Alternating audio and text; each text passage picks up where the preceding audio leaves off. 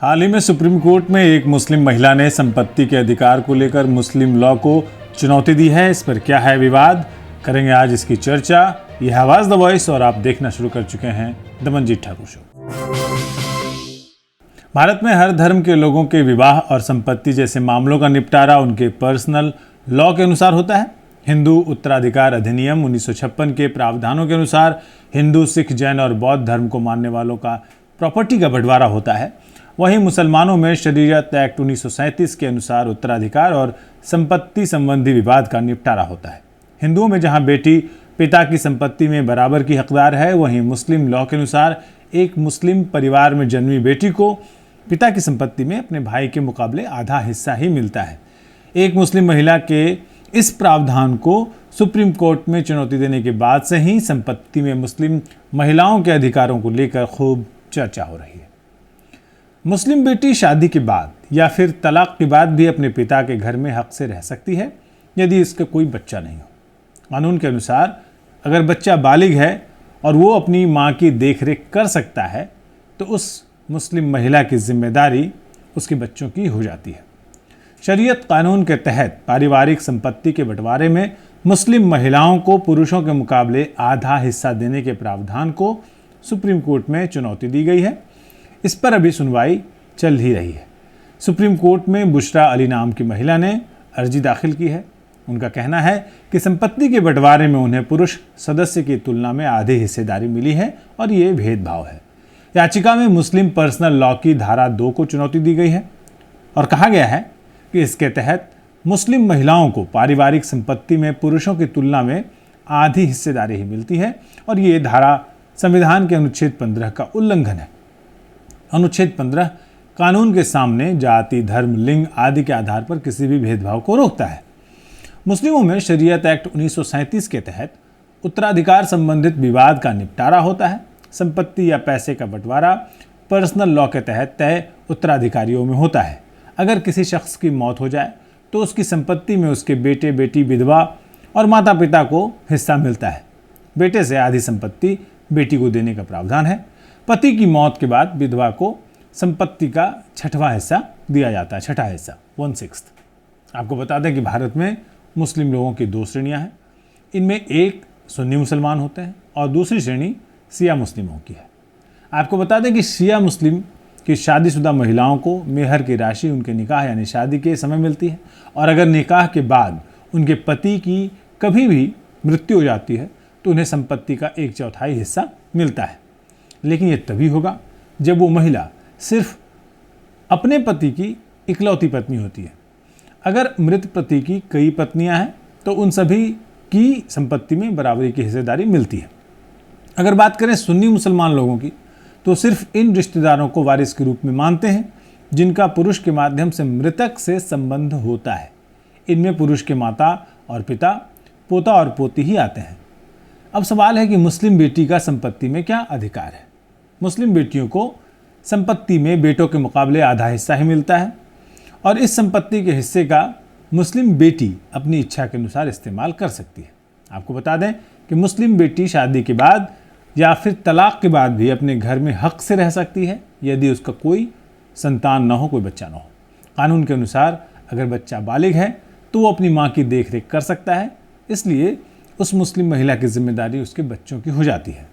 अगर कोई महिला तलाकशुदा हो जाती है या फिर विधवा हो जाती है तो उसे अपने बच्चों की देखभाल करने के लिए संपत्ति में 8वें हिस्से का अधिकार दिया जाता है।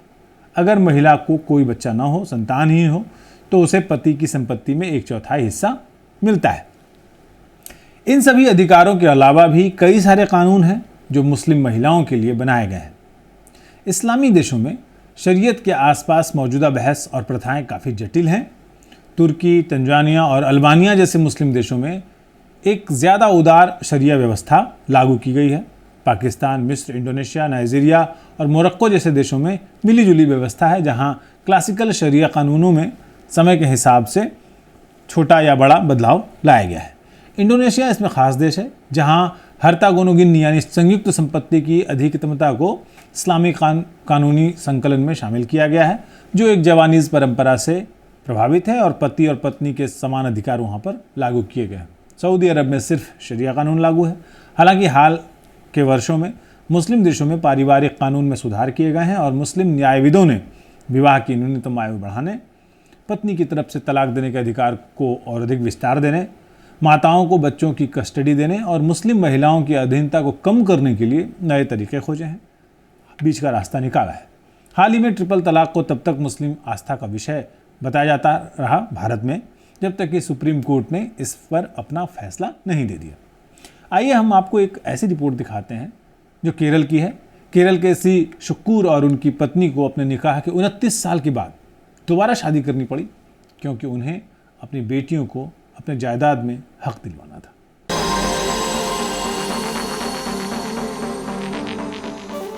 मौलवी की मौजूदगी में निकाहनामे पर पवित्र आयतों के बीच निकाह कराया जाता है, लेकिन एडवोकेट सी शुक्कुर और उनकी पत्नी डॉक्टर शीना शुक्कुर को मजिस्ट्रेट के सामने दोबारा शादी करनी पड़ी। कासरगोड निवासी वकील और अभिनेता सी शुक्कुर और डॉक्टर शीना शुक्कुर ने विशेष विवाह अधिनियम 1954 के तहत सब रजिस्ट्रार के कार्यालय में अपनी शादी के दस्तावेजों पर हस्ताक्षर किए। जी हाँ, अपनी शादी को रजिस्टर करने के लिए ही इस्लामी परंपराओं के अनुसार निकाह करने के 29 साल बाद शुक्कुर दंपति ने दोबारा शादी की, ताकि वे अपनी 3 सयानी हो चुकी बेटियों को भारतीय संविधान द्वारा गारंटीकृत विरासत अधिकार दिलवा सकें। शुक्कुर और उनकी पत्नी के इस साहसिक कदम को उठाने के पीछे अपनी 3 बेटियों जैस्मिन, ज़ैबिन और जय जहाँ के अधिकारों को सुरक्षित करने की उनकी मंशा थी, ताकि वे उन संपत्तियों को प्राप्त कर सकें जो वे अपने मरने के बाद अपने पीछे छोड़ जाएंगे। शुक्कुर के मुताबिक उन्होंने ये सब अपनी बेटियों को हक दिलवाने के लिए किया, ताकि उनको प्रॉपर्टी राइट्स मिल सके, जिन्हें पर्सनल लॉ के प्रावधानों के तहत उनका हक नहीं मिल पा रहा था। भारत के संविधान के तहत अपनी बेटियों के अधिकारों को सुनिश्चित करने का उनका ये कार्य उस मुस्लिम पर्सनल लॉ के खिलाफ है जो उनकी संपत्ति का सिर्फ 1/3 हिस्सा उनकी बेटियों को और बाकी उनके 2 भाइयों और पिता पुरुष उत्तराधिकारियों को देता। उनकी मृत्यु उन सभी मुस्लिम महिलाओं के लिए एक श्रद्धांजलि होगी जो पर्सनल लॉ के प्रावधानों के तहत पीड़ित हैं।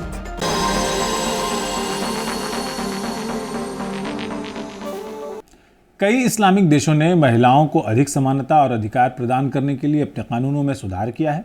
भारत में विरासत कानूनों को आधुनिक मूल्यों और समानता की तरफ कैसे ले जाया जा सकता है, इस पर देश के कुछ बुद्धिजीवियों ने अपने विचार व्यक्त किए हैं और उन्होंने आवाज़ द वॉइस से अपने विचार बांटे हैं।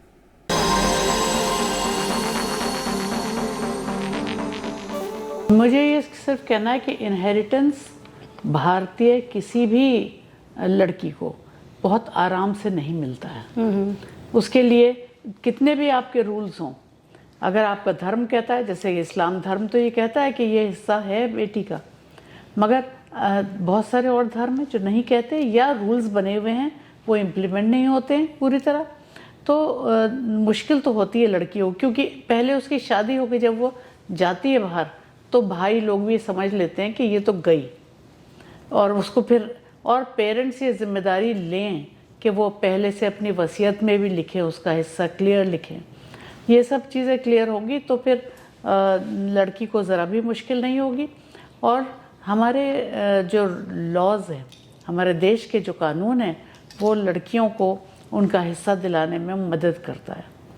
तो जहाँ ज़रूरत पड़े लड़की को हमेशा अपना हिस्सा लेना चाहिए, जो उसके बाप का ने उसको दिया है या कानून ने उसको दिया है, उसके धर्म ने उसको दिया है, वो लेने के लिए उसको आगे तो बढ़ना ही चाहिए। ये इतनी बड़ी एक तोहमत है इस्लाम पे, क्योंकि इस्लाम ने तो 1500 साल पहले औरत को जायदाद का हिस्सा दिया था, जबकि औरत की हैसियत जानवरों से भी बदतर थी प्री इस्लामिक डेज में। जहाँ इस्लाम सऊदी में, जहाँ मक्के मदीने में, जहाँ प्रॉफिट का जन्म मक्के में हुआ, तो वहाँ जब कुरान रिवील हुआ तो पूरी सोसाइटी शॉक रह गई कि या तो ये बिल्कुल जानवरों से भी बदतर इनकी हैसियत थी, और या इनको कुरान ने प्रॉपर्टी राइट दे दिया।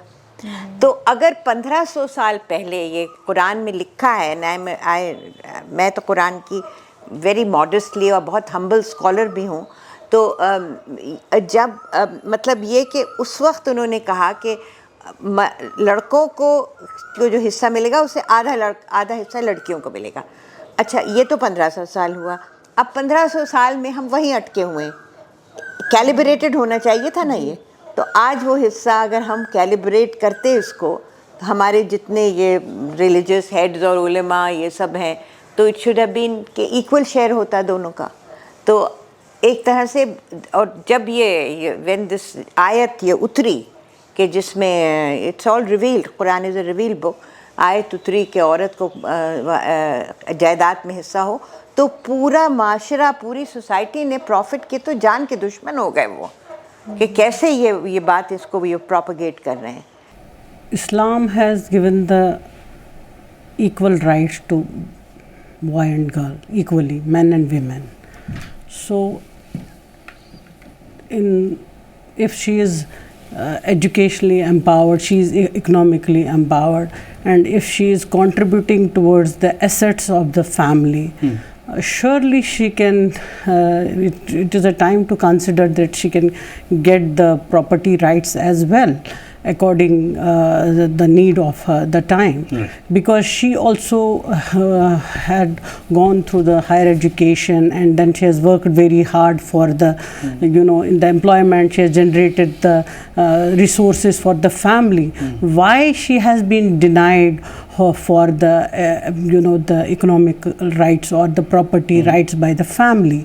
So earlier Islam, they have given the full, in the Quran, Surah Nisa, from verse number 1 to 11, that has been described that she whatever she earns, if she has the whole right towards the property which she inherits. She can sell, she can do whatever she can do with the property. But these things has been interpreted time to time. Now the time has changed. Right. Time has changed, so we need to examine these things properly. Muslim girls should ask for what is rightfully theirs, one, and also there has to be more awareness about the fact that this conditioning that a decent woman is one or a girl is one who doesn't speak up, you see, that adds to the pressure on a girl or a daughter or a sister or a wife not to speak out. The whole culture of silence, and this is why we keep throwing women back into the sequestered, cloistered spaces, as they won't be able to speak up and speak for themselves. Right. And I think that must change.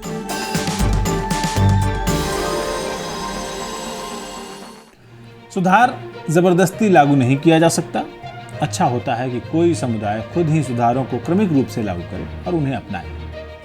मुस्लिम समाज की बेटियां आज पढ़ लिख रही हैं, तरक्की की राह पर हैं। ऐसे में अब जायदाद जैसे मसलों में भी बीच का रास्ता खोजा जाना चाहिए। मुस्लिम समाज को खुद तय करना चाहिए कि उनकी बेटियों के लिए अच्छा रास्ता कौन सा है। आज के शो में इतना ही। आप हमें ट्विटर और फेसबुक पर फॉलो कर सकते हैं और यूट्यूब के हमारे इस चैनल को सब्सक्राइब करें, ताकि हम आपको आज जैसे ज्वलंत मुद्दे लगातार बताते रहें। अगले हफ्ते फिर मिलेंगे किसी खास मुद्दे के साथ। दीजिए विदा मंजीत ठाकुर को और हमारी पूरी टीम को। नमस्कार।